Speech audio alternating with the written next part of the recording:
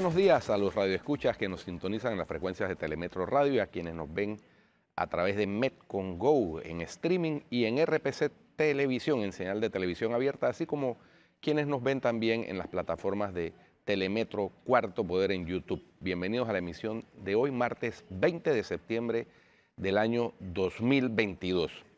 En el plano internacional tenemos que destacar necesariamente la fuerza de la naturaleza, que ayer castigó severamente en el Caribe a la isla de Puerto Rico, a República Dominicana, hoy se dirige hacia las islas Caimán turcas, el huracán Fiona, un huracán que ha sido realmente devastador. Ayer veíamos las imágenes de lo que sucedió en la isla del Encanto, en Puerto Rico, y terriblemente pues esto se produce 5 años después del huracán María, que también devastó a la isla de Puerto Rico. Así que un abrazo solidario para los puertorriqueños, para quienes tienen familiares en Puerto Rico.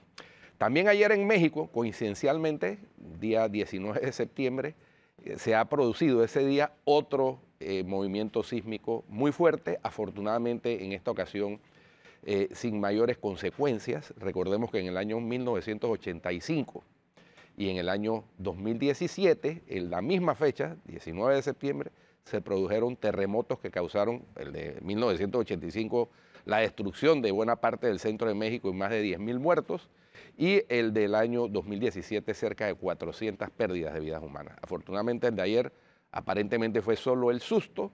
Estaban practicando un simulacro porque es el Día de la Prevención Civil, precisamente por coincidir con esa fecha trágica, y de pronto comenzó a moverse el suelo, comenzaron a moverse los edificios y la alarma decía, ya esto no es un simulacro, ya es un evento real, tomen las previsiones del caso y apliquen los protocolos respectivos.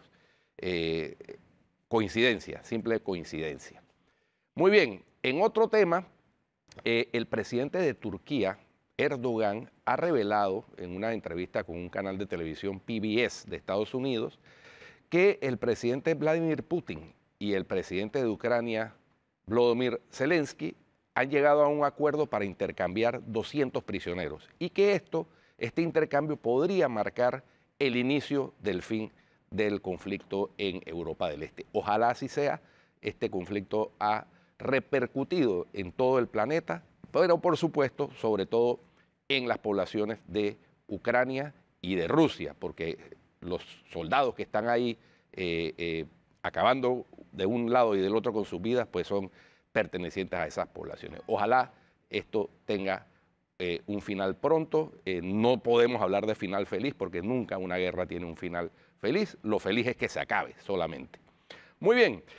Por otro lado, hay un informe de la Comisión Especial de la ONU para analizar el tema de la violación de derechos humanos en Venezuela, y en este informe, tercer informe que se presenta, confirman que hubo delitos de lesa humanidad, tortura, desapariciones, etcétera, por parte del régimen de Nicolás Maduro en Venezuela. Esto seguramente va a tener algún tipo de efecto en la Asamblea General de la ONU, que inicia hoy casualmente en la ciudad de Nueva York, en la sede de las Naciones Unidas.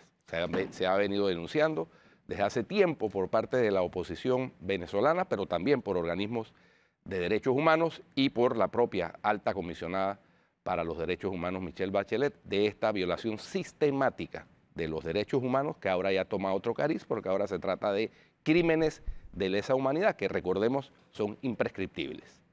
Atenógenes. Guido, buenos días. Buenos días. Bueno, Guido, además del caso de Brecht, que vamos a comentar ahora, está el tema también de las reservas de la Caja del Seguro Social. La Organización Internacional de Trabajo ha confirmado lo que creo que ya todo el mundo sabía, pero bueno, tuvo que llegar la Organización Internacional de Trabajo para decirnos que las reservas del programa de invalidez, vejez y muerte se acaban en el 2024. No sé si al final se esperaba que la Organización Internacional de Trabajo decidiera o por lo menos sugiriera qué se debe hacer. Ellos presentan una especie de menú en términos generales para ver de qué forma se puede realizar, pero es muy redundante sobre la situación del sistema en Panamá. Muchos de esos temas ya se conocían. El tema de fondo aquí es que ya no sé qué más vamos a esperar o a quién más vamos a esperar que nos los digan. El programa de invalidez, vejez y muerte tiene un problema serio, no uno, bueno, una serie de problemas serios, pero el más grave es que se acaban las reservas, se acaba la plata para seguir pagando las pensiones. Y la gran pregunta es, ¿qué se va a hacer? Esto se sabía, o mejor dicho, se anticipó desde las elecciones pasadas, se dio mucha vuelta, se creó un diálogo por la Caja del Seguro Social que ya tiene más de 1 año y 9 meses aproximadamente. Y que quedó en pausa esperando este informe. Y ¿no? que está en pausa como desde el mes de febrero. Así es, esperando este informe. El informe confirma lo que ya todo el mundo sabía. Exactamente. Entonces no sé si era necesario esperar el informe, porque las soluciones están allí. Creo que hay un menú muy amplio. El informe de la OIT no habla específicamente acerca de las famosas llamadas soluciones paramétricas.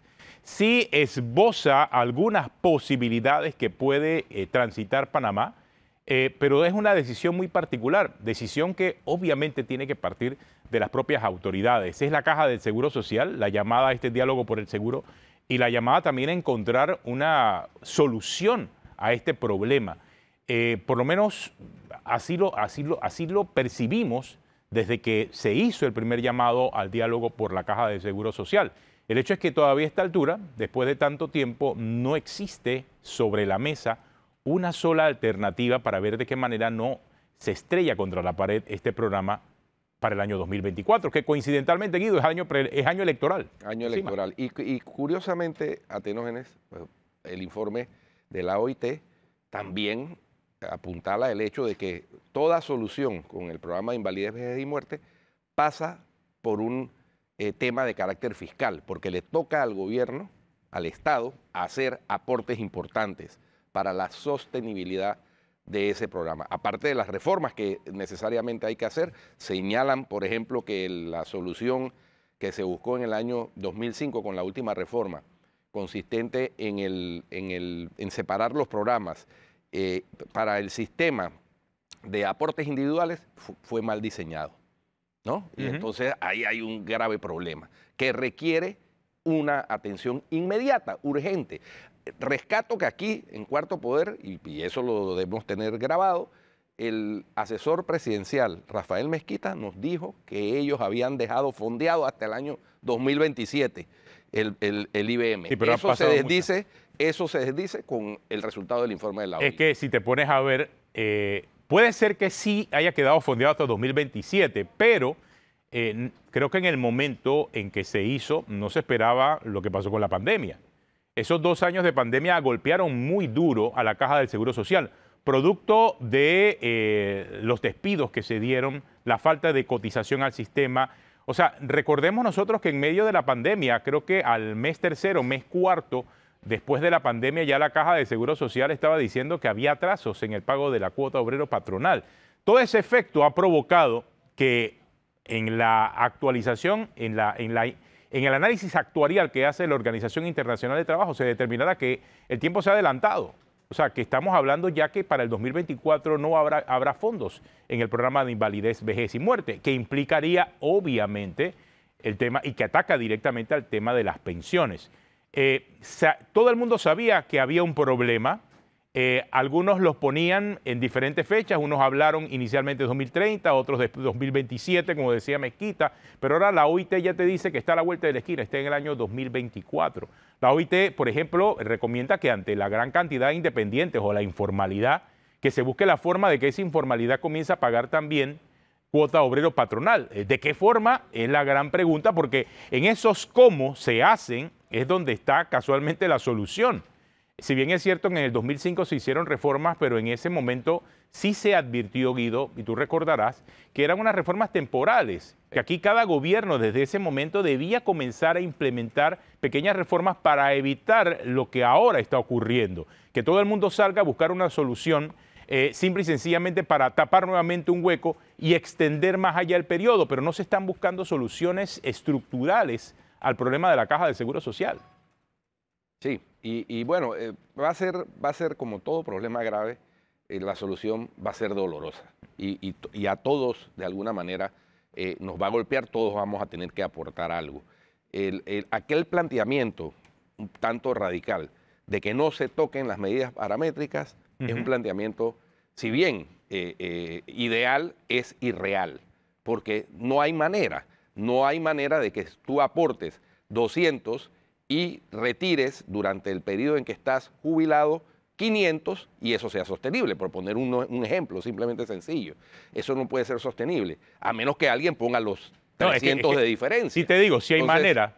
Si hay manera porque se ha descubierto en los últimos 10 años que la manera es que el Estado tenga que ponerlo. Sí, bueno, pero eso implica lo que dice el informe, un reto fiscal al Estado, que de por sí sufrió el golpe de la pandemia en sus finanzas públicas. Y que es exponencial. Entonces, es exponencial, porque en la medida en que se acaben las reservas, esa cantidad de plata que el Estado tiene que pagar, que hoy en día creo que llega a unos 500, 600 millones aproximadamente por año, en la medida en que se acaban las reservas, es exponencial.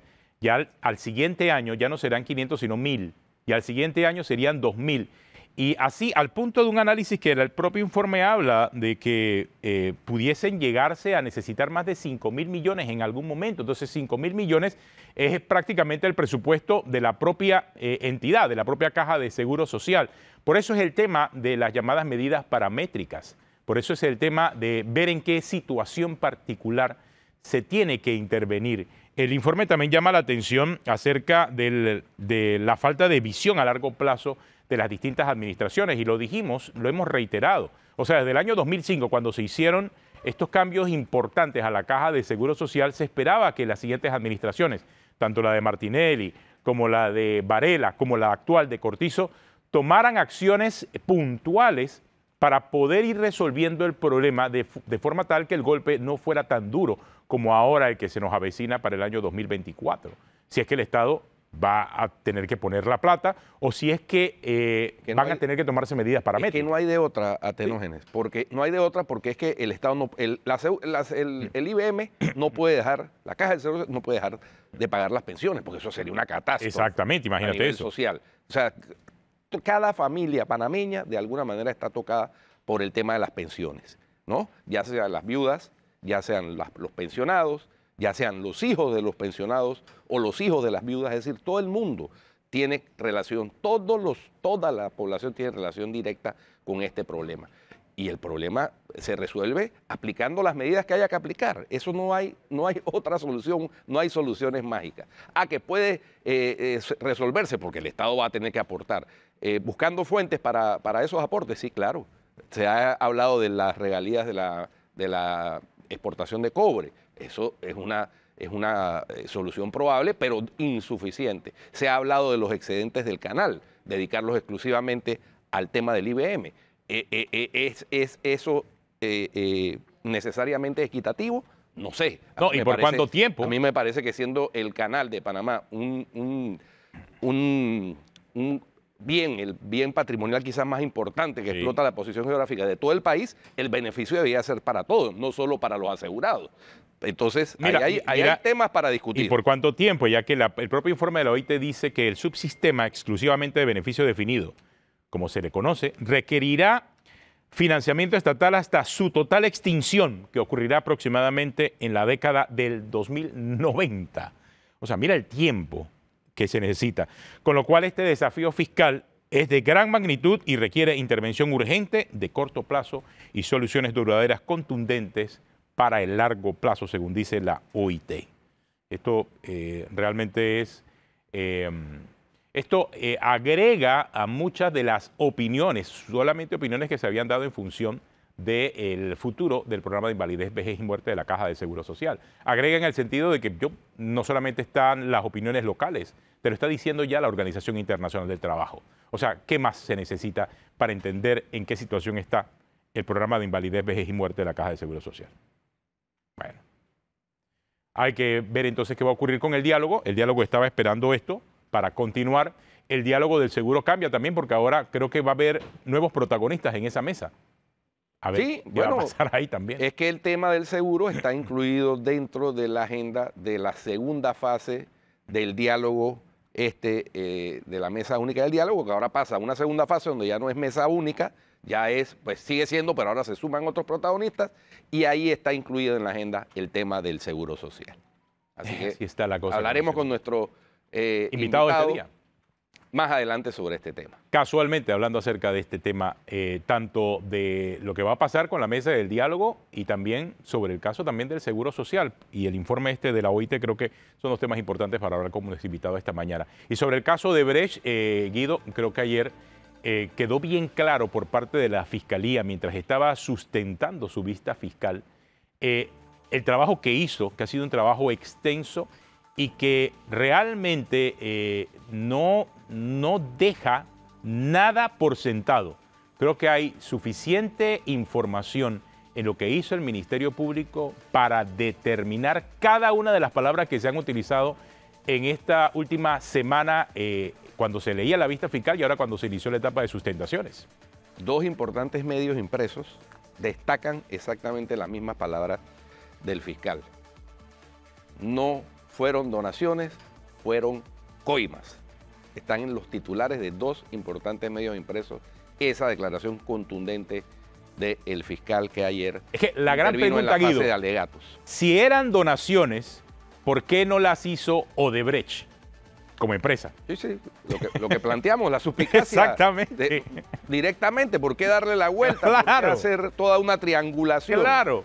Entonces, Y creo que el Ministerio Público da en el clavo cuando hace esa observación, porque si eran donaciones, entonces ¿por qué no lo hizo Odebrecht como empresa? ¿Por qué lo hizo la Caja AB? ¿Por qué se hace desde esta otra empresa creada solo con ese fin de hacer esas donaciones políticas? ¿Por qué no frontal? ¿Por qué no público también? Independientemente si la ley lo permitía o no en ese momento. Y eso de que la ley lo permitía es entre comillas, ¿ah? Porque cuando hablamos de que la ley lo permitía, significa es que fue hasta el año 2017 cuando la ley electoral no dijo que se hiciese público una donación. Pero espérate, que hubiese dinero mal habido, producto de la corrupción o de otras actividades en las campañas, inclusive producto del narcotráfico en campañas políticas, era ilegal desde mucho antes. Así que las campañas, y eso lo digo con conocimiento de causa por lo que ocurrió, imagínate, en la década del 90, cuando aquí el expresidente Ernesto Pérez Valladares públicamente anunció que un conocido narcotraficante en ese momento, el señor Castellón Henao, había hecho una donación como de $50,000 a su campaña y fue el expresidente Valladares el que públicamente sale y lo dice. Entonces no hablemos que no hay antecedentes, sí hay antecedentes, antes de que la ley electoral lo exigiera de forma explícita para la publicación de las campañas. Si entraba dinero ilegal a un candidato, debía ser investigado y también había repercusiones legales ya establecidas en ese momento, Guido. sí. O sea, no es que era legal, porque vi que mucha de la argumentación de los abogados defensores giraba en torno a eso, de que, pero ¿qué pasa? ¿Era legal? ¿Era legal qué? Sí, no. Lo que pasa es ¿Era que legal la corrupción? No. No, lo que pasa es que hablando de donaciones, sí puede una empresa panameña donar a campañas políticas. Eso está permitido en el Código Electoral.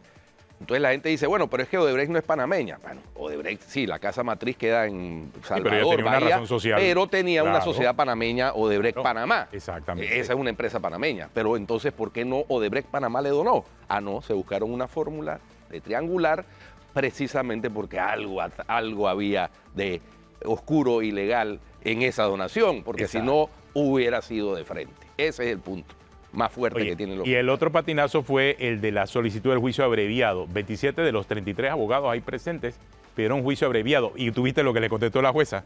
Sí, eso... Ajá, ¿y dónde están los imputados? Correcto. ¿Dónde están los implicados? Eso es una fórmula de atenógenes que se busca, porque está establecido así en el Código Judicial, buscando atenuar la pena en caso de condena. Claro. Porque el juez puede atenuar de una tercera a una sexta parte, atenuar la pena. No es obligatorio, es facultativo. Así pero por lo general los jueces hacen eso. De hecho, cuando no consideran la rebaja de pena, en casos anteriores, los afectados han recurrido a la Corte Suprema de Justicia en casación y la jurisprudencia es que se le concede la rebaja de pena. Normalmente, pero en el caso particular de la audiencia preliminar, la jueza lo que pedía, bueno, era la presencia de los implicados. Sí, porque es que tienen que estar todos. Claro. No puede ser una... No puede ser su representante. Ahora, puede ser, y advierto, puede ser que a los que lo hayan pedido se les Yo también creo. Se les conceda la rebaja de la pena en caso de ser condenado. Yo también creo. Lo que, mira, hay que ver los tiempos ahora, porque es que hablábamos de un caso en donde hay 49, 50 personas, incluyendo una persona jurídica involucrada, con 33 abogados presentes. Si 27 se acogen al juicio abreviado, creo que eso también pudiese tener una implicación importante en los tiempos de la duración de este proceso, dado que se estimaba, ya si la jueza decide el llamamiento a juicio, que este juicio pudiese ser largo, pero si se dan esos cambios importantes en el proceso, pudiese haber cambios trascendentales en la duración del mismo proceso en sí, Guido. Yo creo que eso también es un elemento importante aquí, dada la cantidad de abogados que solicitaron el juicio abreviado. Sí. Sí, hay que ver. Pero bueno, la jueza no lo concedió. Habrá que la jueza no lo concedió ayer, yo digo, pero yo creo que a la larga... Bueno, pueden solicitarlo. Por ahí va. Si se ponen de acuerdo entre todos, pueden solicitarlo y variar.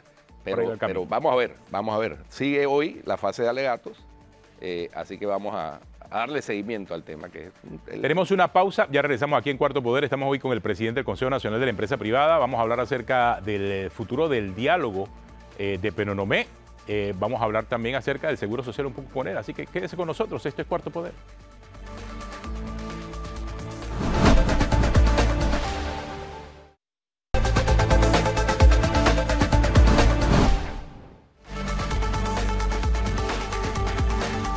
En Cuarto Poder nos visita hoy el presidente del Consejo Nacional de la Empresa Privada, Rubén Castillo, está con nosotros, viendo y analizando un poco, vamos a analizar con él varios temas, pero el primero es el tema del diálogo de Penonomé, que supuestamente entra en una segunda etapa, y digo supuestamente porque al conversar con él más temprano en el noticiero, Guido, me decía que todavía ellos no han recibido una comunicación oficial acerca de qué pasaría en una segunda etapa del famoso diálogo de Penonomé. Se han dicho que el diálogo llegaría a la capital, se ha dicho que es en la Universidad Tecnológica, se ha dicho que es del 6 al 7, pero esos son los temas macros.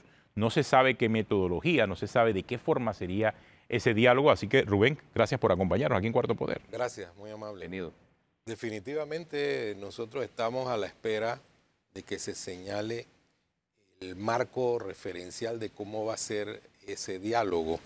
Las noticias que hemos recibido implican que el diálogo ya viene con temas específicos que se han tocado en el diálogo de Penonomé. Viene con una metodología, cosa que nos extraña mucho, porque consideramos que cuando se sientan las partes a establecer un mecanismo de diálogo, las partes definen en consenso cómo va a ser la metodología, la agenda, el facilitador, etcétera, etcétera. El sector privado está muy interesado en participar en cualquier tipo de diálogo que implique de manera seria la construcción de un camino para el progreso de Panamá. Sin lugar a duda, lo hemos demostrado a lo largo de la historia y lo seguiremos demostrando. Pero ese diálogo no puede ser asimétrico, tiene que ser un diálogo serio, que no se establezca como una especie de tinglado, de una pelea, sino que el elemento que defina el diálogo sea el criterio de buscar fórmulas que resuelvan los problemas nacionales. Yo creo que ese es un punto básico que va a plantear el sector privado para establecer cualquier tipo de comunicación. Ayer casualmente la Gran Alianza Nacional por Panamá, en conferencia de prensa, se refirió a estos temas, al tema de la urgente reactivación económica, apuntando específicamente en la conferencia de ayer a dos sectores, el sector de turismo y el sector de la construcción. Ahí hay un tema en donde el Estado tiene que tener un liderazgo, y es en el tema de la construcción en obras de infraestructura, que están pendientes además, don Rubén. Está el cuarto puente por el canal, que no sabemos de la suerte que vaya a tener, pues ya se está construyendo la línea 3 del metro, afortunadamente, pero está pendiente también la construcción del túnel. Todo indica que esa solución, que puede ayudar a reactivar de alguna manera la economía, va a tener esa solución de transporte, va a tener que esperar por lo menos 4 o 5 años más a que esté completada. Bueno, se ha hablado en el caso del metro que va a estar listo en el año 2026. Vamos a ver si esas previsiones se cumplen, ojalá que sí. Desde el punto de vista de la reactivación económica es urgente que nosotros nos obsesionemos con la producción de empleo. Debemos atraer inversiones y estimular la inversión interna para que al final nosotros podamos lograr que haya más personas que formalicen su actividad laboral.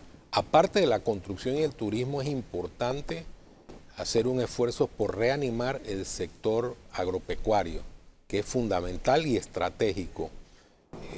Por eso, por ejemplo, el Consejo Nacional de la Empresa Privada ha constituido una comisión agropecuaria. Hemos hablado con la canciller por aquello de la revisión del Tratado de Promoción Comercial.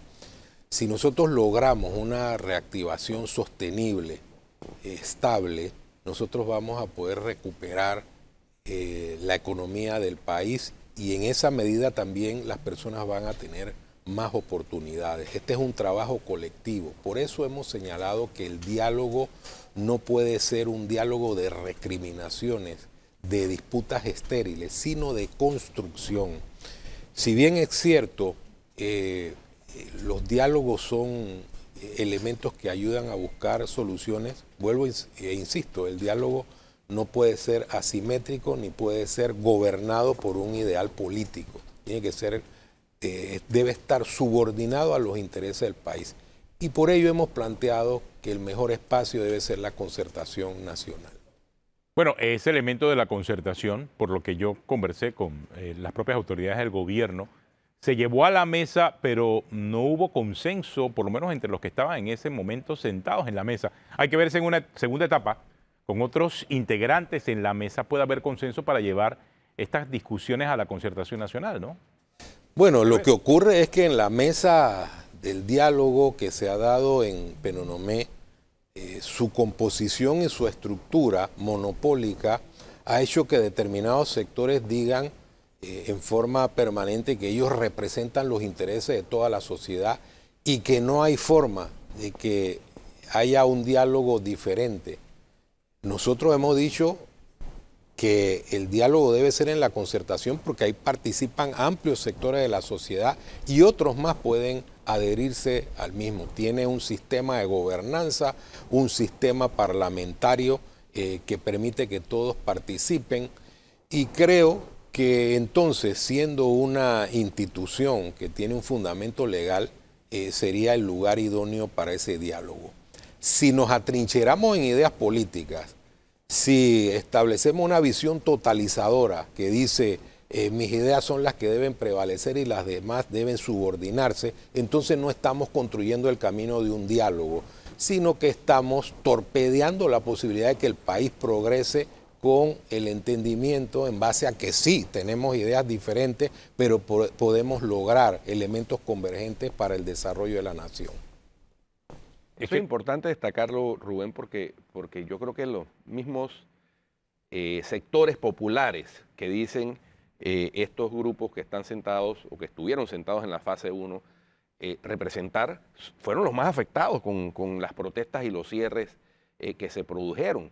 Fueron estos sectores a los que no les llegaba alimentos, a los que no les llegaba oxígeno para los hospitales, a los que no tenían manera los sectores productivos del campo, los pequeños productores, no tenían manera de sacar su producción, de tomar combustible, es decir, sintieron en carne propia los efectos de la protesta. La protesta, digámoslo así, llamó la atención, hizo lo que produjo el efecto que se quería, pero ya volver a insistir con esas fórmulas, y yo creo que hay que rescatar también ese llamado que hizo la Gran Alianza ayer, de que no es mediante el cierre de vías y la violación de derechos fundamentales que se debe emprender el camino de esta construcción colectiva, si se quiere, para resolver los problemas que se evidenciaron pues con la pandemia, porque eso hay que decirlo, la pandemia vino a desnudar una serie de problemas estructurales que teníamos, pero entonces hay que construir entre todos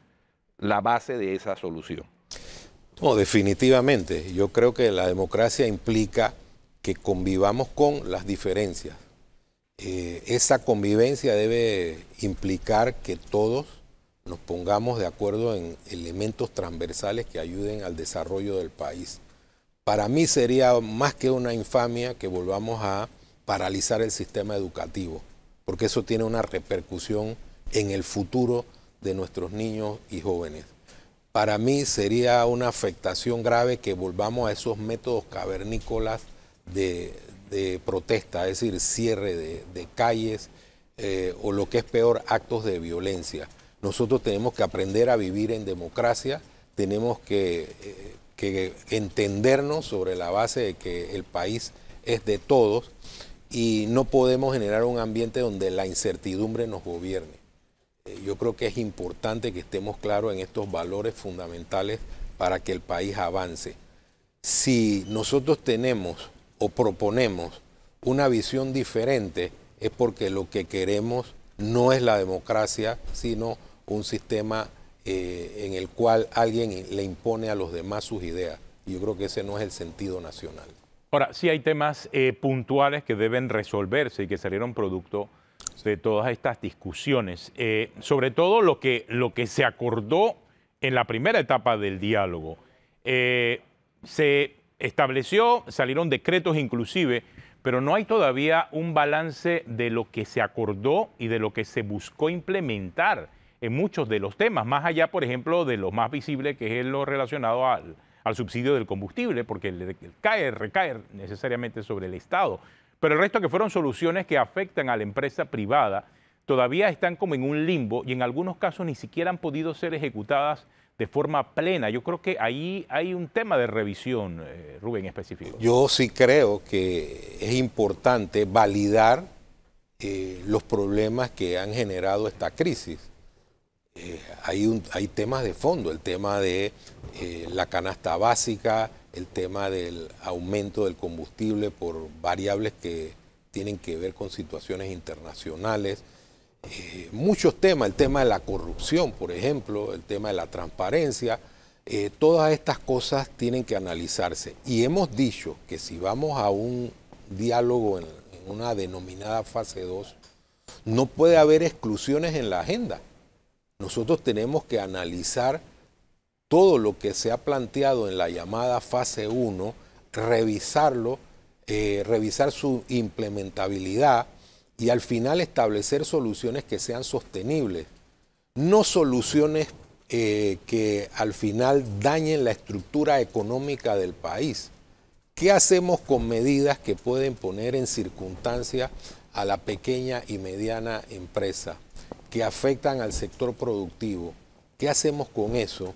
¿Estamos buscando verdaderamente soluciones o al final estamos tratando de generar una situación mucho más crítica con ese tipo de soluciones? Lo que yo he denominado que se solucionan problemas con problemas más graves. Entonces creemos que a la sociedad le debe dar un ataque de racionalidad.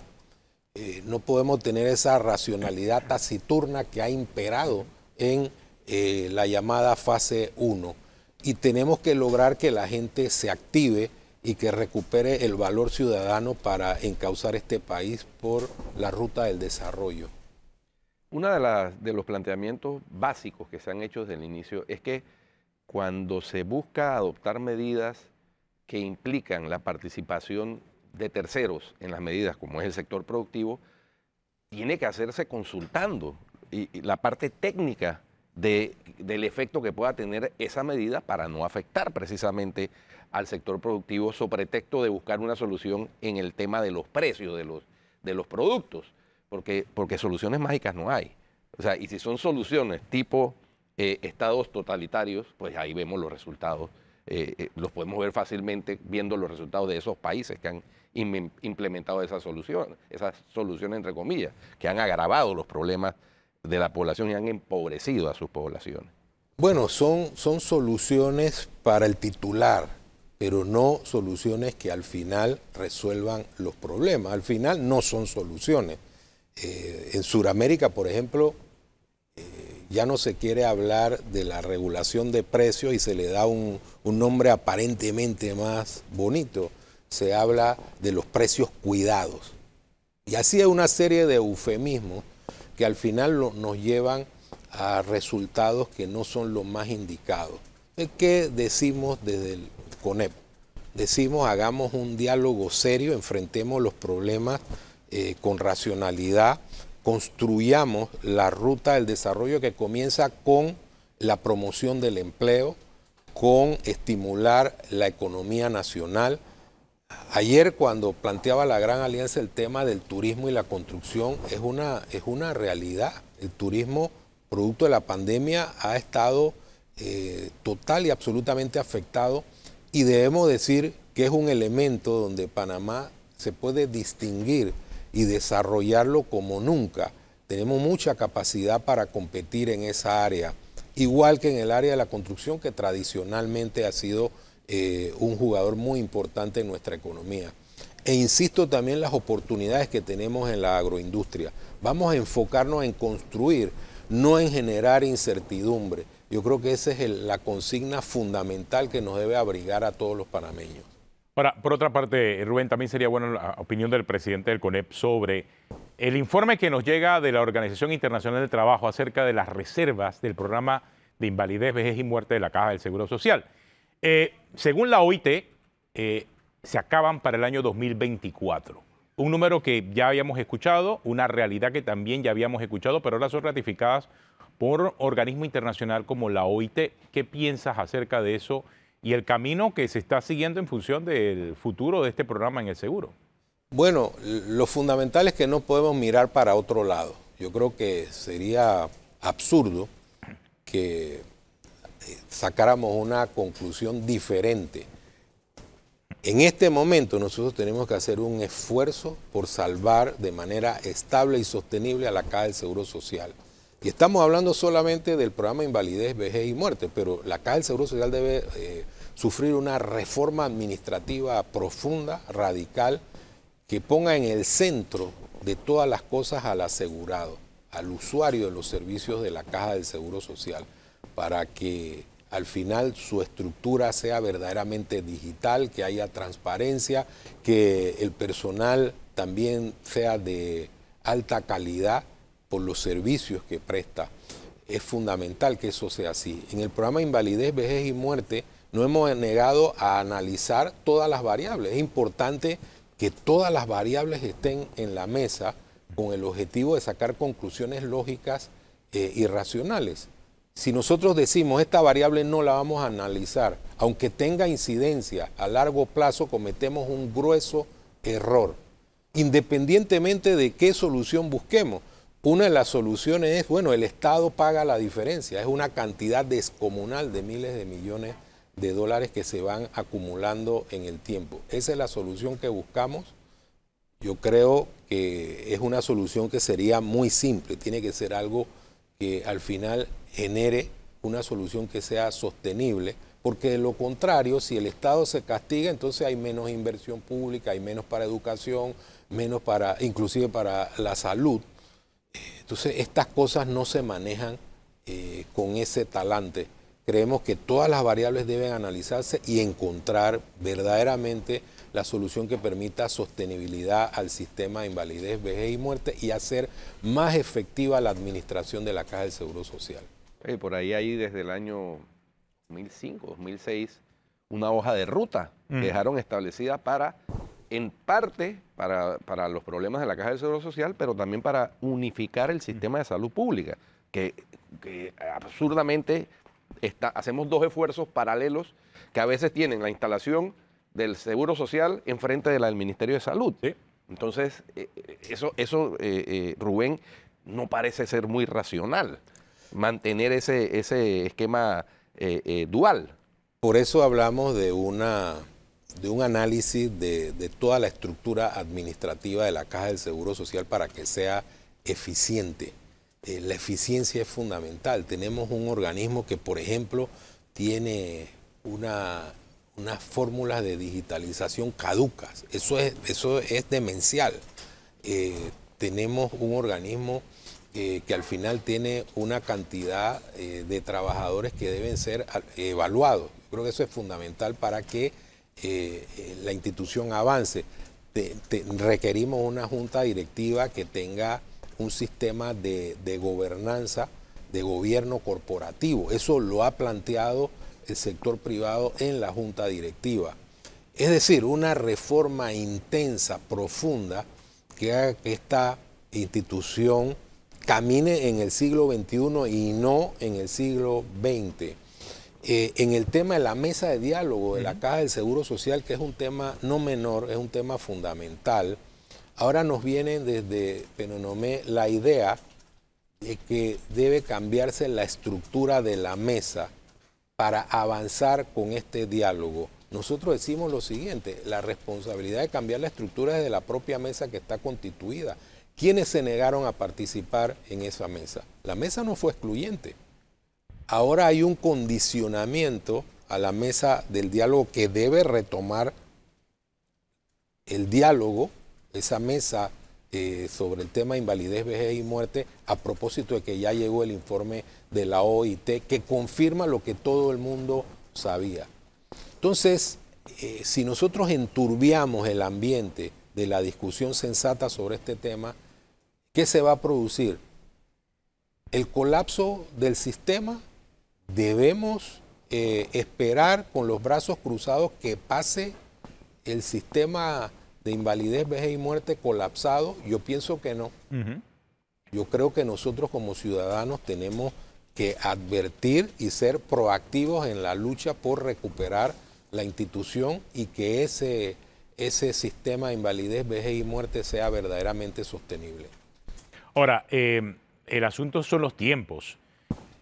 La OIT lo está previendo y pronosticando que para el 2024, un año electoral encima, se pudiesen acabar las reservas del programa de invalidez, vejez y muerte. Eso llevaría al Estado a soportar el programa con fondos propios mientras se toma una decisión y hay que ver cuánto tiempo demora esa decisión. O sea, no se puede esperar hasta el 2024 para tomar una decisión como en su momento inclusive muchos funcionarios de este gobierno dijeron, no, esa va a ser decisión del próximo gobierno. Lo que pasa es que el próximo gobierno arrancaría después del 2024 y ya tendríamos el programa encima. Entonces, hay un tema de tiempos que hay que asumir con mucha responsabilidad. Más allá de la política, es una responsabilidad fiscal lo que está ahí de por medio, ¿no? Bueno, has apuntado a algo que es fundamental. ¿Con qué lo pagamos? El déficit, ¿con qué lo pagamos? Lo pagamos con deuda. Ah, no, obvio. Entonces, digo, si lo pagamos con deuda porque por la situación económica que vive el país, entonces nosotros estamos proyectando a mediano plazo una situación mucho más crítica de la que vivimos. Entonces, ¿por qué no asumir con valentía el problema y encontrar una solución estable que permita que el sistema se mantenga sano, que pueda transitar por muchos años en beneficio de los asegurados sin que el Estado se tenga que castigar en forma tan dramática como sería el hecho de que se acaben las reservas e inmediatamente el Estado tuviese que aportar tamaña cantidad de dinero? Creo que es un error, y un error que parte de la base de un criterio equivocado, que es decir, nosotros no vamos a analizar todas las variables, vamos a circunscribirnos a estos temas y lo demás no lo analizamos como si esas otras variables no fueran fundamentales en el problema que estamos viviendo. Yo creo que patear la pelota, como se dice popularmente, no es una opción. De hecho, me parece que sería condenar al programa de invalidez, vejez y muerte y condenar a toda la sociedad.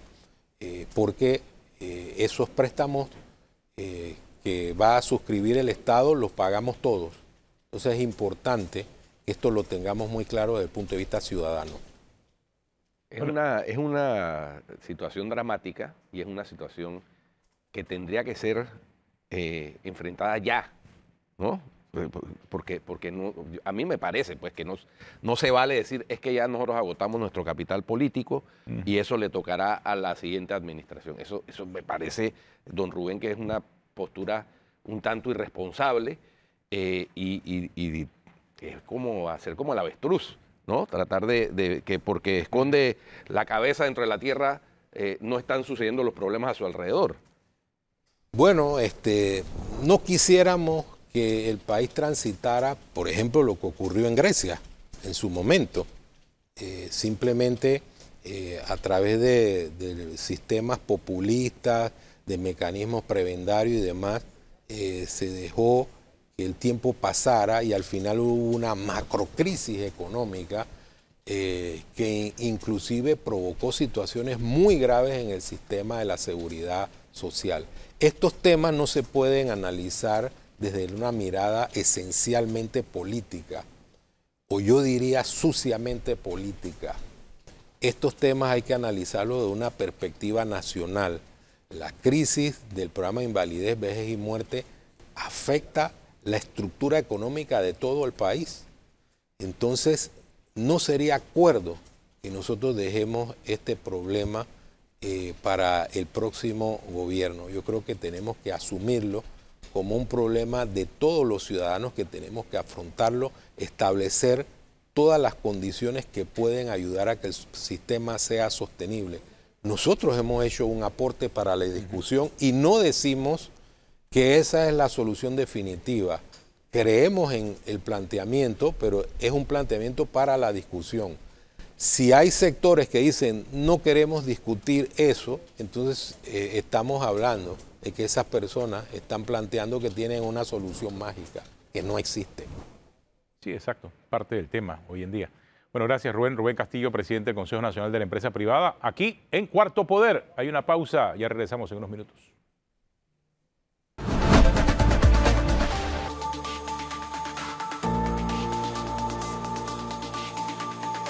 Bueno, seguimos aquí en Cuarto Poder. Guido, tienes una denuncia. Oye, sí. Antes de terminar. Un conocido amigo que trabaja en una estación de gasolina, preocupado, me envió unas fotos de este edificio. Es un edificio hermoso que queda en la Avenida Central, creo que es la antigua Sociedad Española de Beneficencia. Miren el estado en que está eso. Deplorable. Eso no queda cerca de la Asamblea, ¿verdad? No, eso queda un poquito más adelante, por la Avenida Central, a mano derecha, antes de llegar al Parque de Santana. Ok. Pero Santana. Lo peligroso es que eso no está apuntalado de ninguna parte, solamente está esa pared ahí, atrás no hay nada. Sí, es una fachada nada más. Y ahí abajo se ponen unos boneros y vendedores ambulantes, y eso, sometido ahí a las inclemencias de la intemperie del trópico, en cualquier momento puede colapsar. Claro. Es un llamado urgente de atención a las autoridades encargadas, al cuerpo de bomberos, no sé quién tenga SINAPROC, que ver con esto, estas inspecciones, SINAPROC, etcétera, a que se atienda eso, porque eso está en un estado deplorable. O sea, lo que queda solamente es esa pared, también está cayéndose. Sí. Y el riesgo es alto de que caiga sobre alguna de los transeúntes o las personas ahí se ponen en ese puestecito abajo, claro, vendedores ambulantes, y si eso colapsa va a causar una tragedia, aparte del daño pues a un edificio que debería ser un monumento histórico, si se quiere, bien conservado. Claro, ya queda poco porque nada más me imagino que el tema de la fachada es solamente para no dejar el espacio vacío, ¿no? Y ya fue prácticamente todo demolido. Agradecemos al Chiri Ríos, que fue quien me dio las imágenes, muy preocupado. Fíjese, un ciudadano, un buen ciudadano, preocupado, humilde, preocupado por esto. Advirtiendo antes que ocurra la desgracia en esa área. Hombres, gracias por acompañarnos aquí en Cuarto Poder. Gracias al presidente del Consejo Nacional de la Empresa Privada también por acompañarnos en este programa, Guido. Así es, si usted sigue en Telemetro Radio, siga con, y Oye TV, siga con El Brunch, y en RPC Televisión, NCIS New Orleans. Hasta mañana.